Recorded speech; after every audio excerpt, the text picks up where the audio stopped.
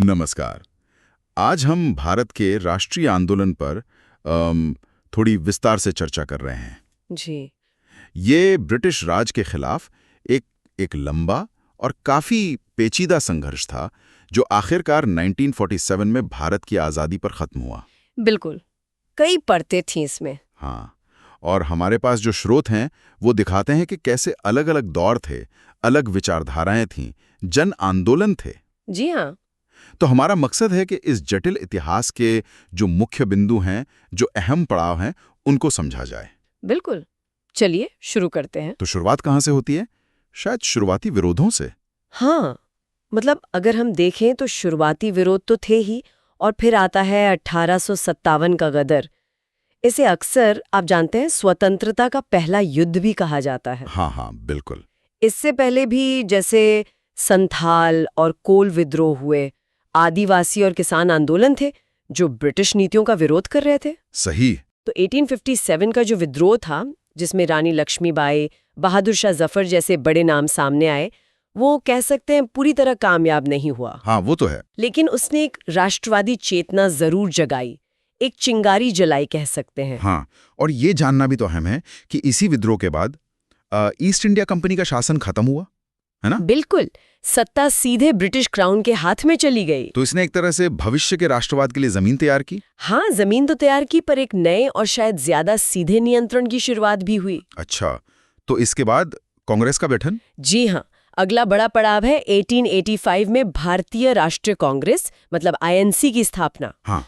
और शुरुआती दौर में जो नेता थे, जैसे दादा भाई नौरोजी, गोपाल कृष्ण गोखले, वो लोग संवैधानिक तरीकों से याचिकाएं देकर अपनी बात रखते थे। अच्छा, मतलब नरम दल वाले। हाँ, बिल्कुल। और नौरोजी की जो ड्रेन थ्योरी थी, हाँ हाँ, वो बहुत महत्वपूर्ण थी। बिल्कुल, उसने पहली बार आंकड़ों से दिखाया कि कैसे ब्रिटिश शासन भारत का धन बाहर ले जा रहा है, कैसे देश को मतलब आर्थिक रूप से कमजोर किया जा रहा है। और ये भी तो दिलचस्प है ना कि कांग्रेस को शुरू करने में एओ ह्यूम का हाथ था, एक अंग्रेज अफसर। हाँ, कहा जाता है कि उन्होंने इसे एक सेफ्टी वाल्व की तरह सोचा था। मतलब कि जो पढ़े लिखे भारतीयों का गुस्सा है वो शांति से निकल जाए। हाँ, ताकि कोई बड़ा विद्रोह ना हो। लेकिन हुआ ये कि यही मंच धीरे धीरे पूरे भारत की एक राजनीतिक आवाज बन गया। कमाल है।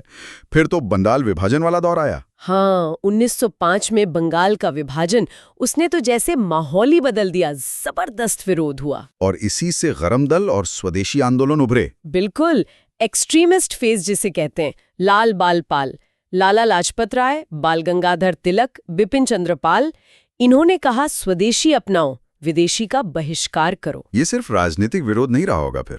नहीं, बिल्कुल नहीं।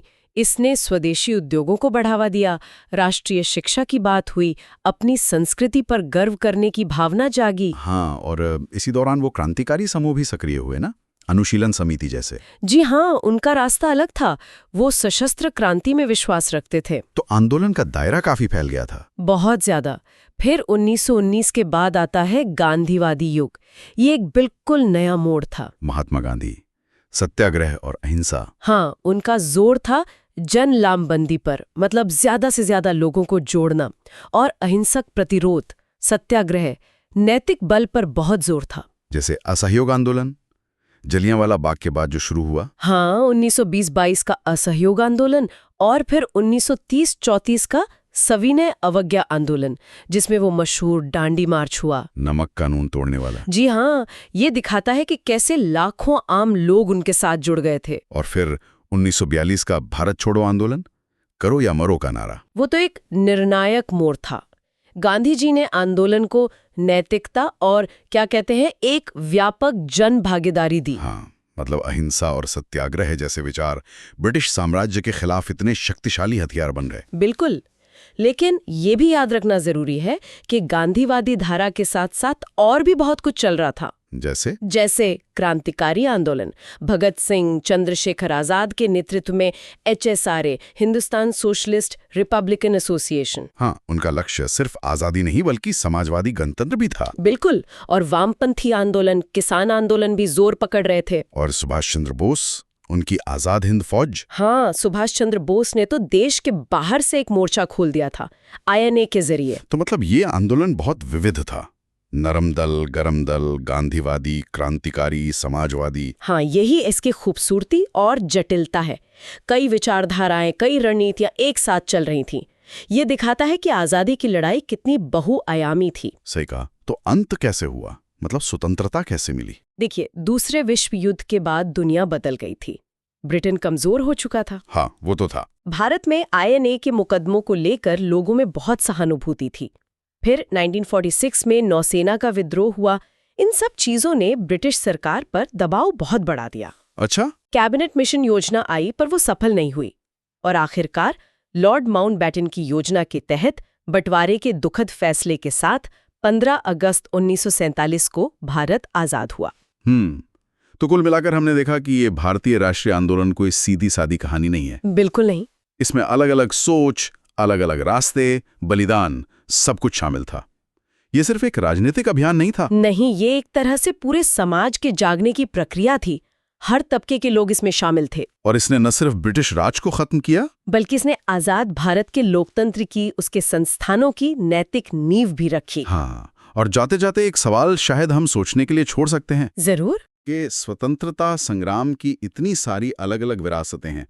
नरम दल का संयम, गरम दल का जोश, गांधी जी का सत्याग्रह, क्रांतिकारियों का बलिदान, बोस का सैनिक प्रयास। हाँ, बहुत कुछ है। तो आज के भारत के लिए इनमें से कौन सी विरासत सबसे ज्यादा प्रासंगिक महसूस होती है? ये सोचने वाली बात है।